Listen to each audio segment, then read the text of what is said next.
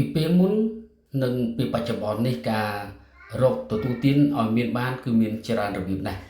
ហើយនៅក្នុងនោះការលក់ franchise ក៏ជួយជំរុញឲ្យភាពមានបាននឹងបានលឿនផងដែរ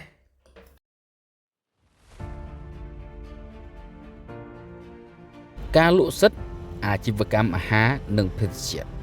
គឺជាយុទ្ធសាស្ត្រដ៏មានឥទ្ធិពលបំផុតមួយនៅក្នុងការជំរុញអាជីពឲ្យ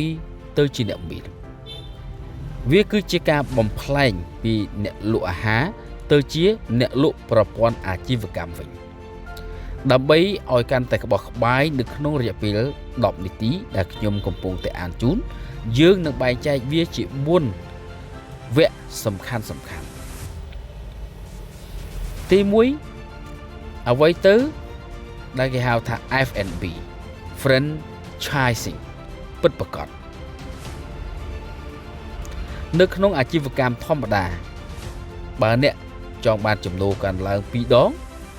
អ្នកត្រូវតែបើកហាងមួយទៀតដែលត្រូវចំណាយទុនផ្ទាល់បុគ្គលិកផ្ទាល់ខ្លួននិងរែកពន្ធហានិភ័យទ្វេដងផងដែរប៉ុន្តែនៅក្នុងប្រព័ន្ធ franchise គំរូអាជីវកម្មទាំងអស់គឺត្រូវបដូរទាំងស្រុងអ្នកដែលជាម្ចាស់ម៉ាកយីហោដែលគេហៅថា brand នោះ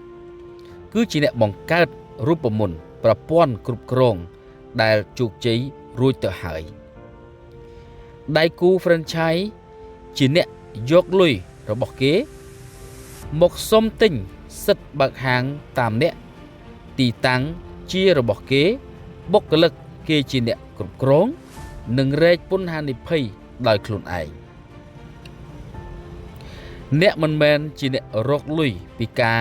ឈរឆុងកាហ្វេឬធ្វើម្ហូបអាហារទេក៏ប៉ុន្តែអ្នកជាអ្នករកលុយពីការលក់គំរូអាជីវកម្មដែលជាជោគជ័យទៅឲ្យអ្នកដទៃទៀតទី2ប្រភពចំណូលមហាសាលពី franchise បានលុយមកពីណាខ្លះយើងសួរអញ្ចឹង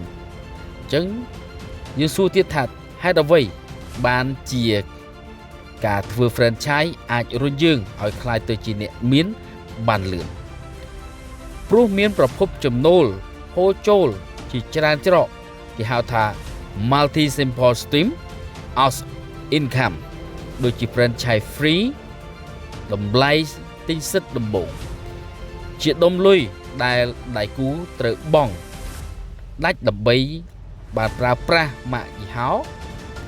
របស់អ្នកឧទាហរណ៍ថា$5,000 ទៅ$50,000នៅក្នុងមួយសាខាគឺអាស្រ័យទៅលើភាពល្បីល្បាញបើអ្នកទិញ10ទៅ20សាខាអ្នកនឹងមានដើមទុនដុំយ៉ាងច្រើនផងដែរភាគរយពីការលក់ប្រចាំខែជាចំណូលកម្មសិទ្ធិគេហៅថា passive income ពិតប្រាកដដៃគូគឺត្រូវបង់ឲ្យពី3%ទៅ8%នៃប្រាក់ចំណូលសរុបប្រចាំខែរបស់ពួកគេទោះអ្នកកំពុងតែសម្រាកវិស្សមការក៏ដោយក៏លុយនៅតែហូរចូលនៅក្នុងកុងធនាគាររបស់អ្នកដដែលការផ្លាស់ប្ដូរការលក់ធាតុដើមវិញនេះគឺជាប្រភពចំណូលធំជាងគេនិងយូរអង្វែងជាងគេផងដែរដែលដៃគូគ្រប់សាខាដាច់ខាតត្រូវតែទិញវត្ថុធាតុដើមស្នូលដូចជាទឹកជ្រលក់រូបមន្តម្សៅកាហ្វេឬក៏កែវ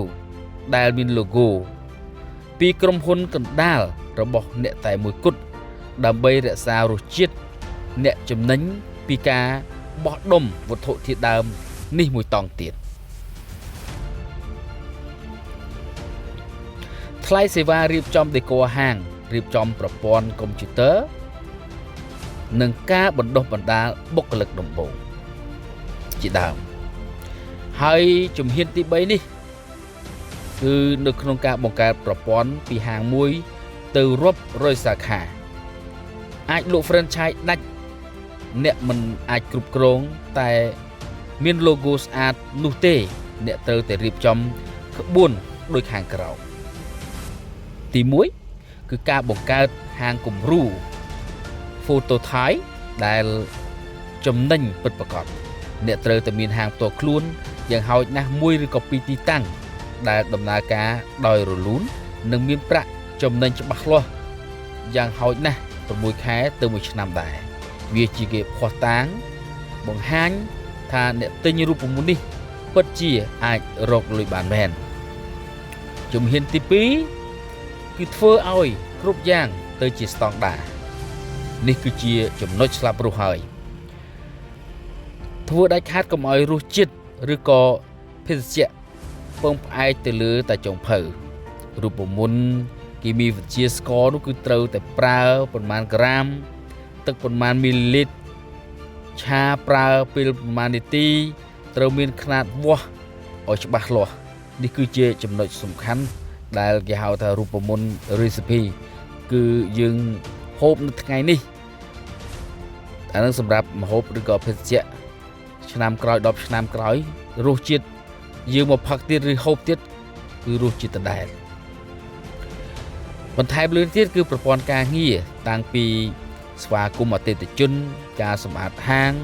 រហូតទៅដល់ការបិទបញ្ជីប្រចាំថ្ងៃត្រូវសរសេរជាសៀវភៅណែនាំ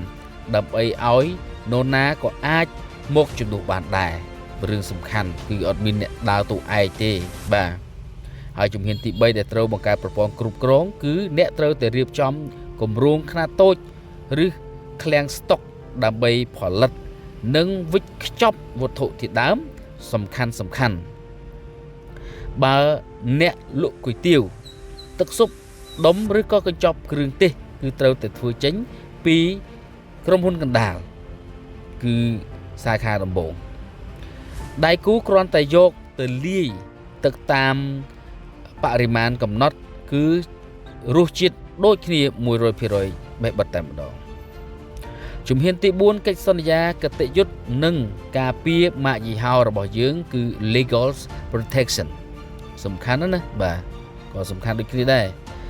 ត្រូវចុះបញ្ជីការពារម៉ាកសញ្ញាគឺ trademarks ឲ្យបានត្រឹមត្រូវ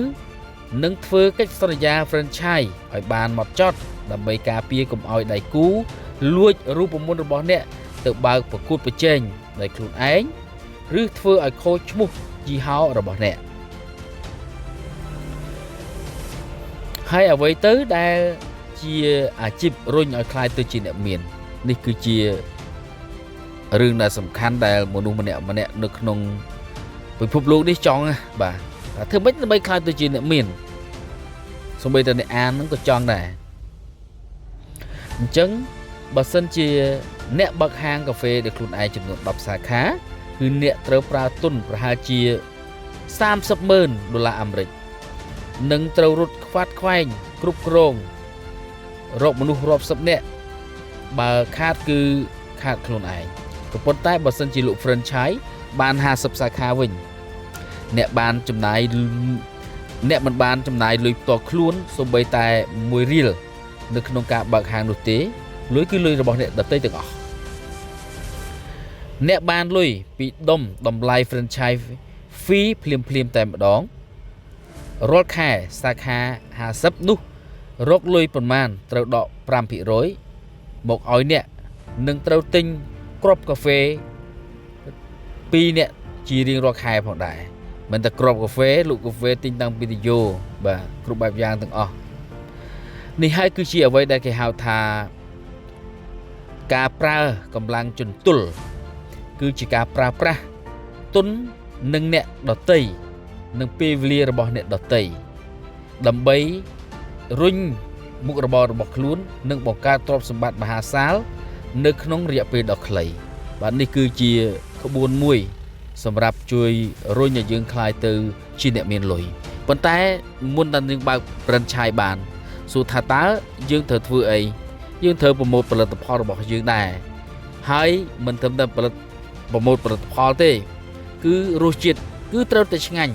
បាទទទួលយកបានតម្លៃថោកសមរម្យសម្រាប់អតិថិជនទូទៅអញ្ចឹង franchise នឹងដើរហើយសាខានឹងដើរច្រើនហើយសប្តាហ៍ថ្ងៃនេះនៅក្នុងប្រទេសកម្ពុជារបស់យើងក៏សង្កេតឃើញច្រើនដែរថាមានអ្នកបង្កើត franchise ជាច្រើនមានតាំងពីទឹកបោះហុកមានតាំងពីទឹកជ្រលក់មានតាំងពីគ្រឿងសម្រាប់ឆាសាច់ក៏មានដែរ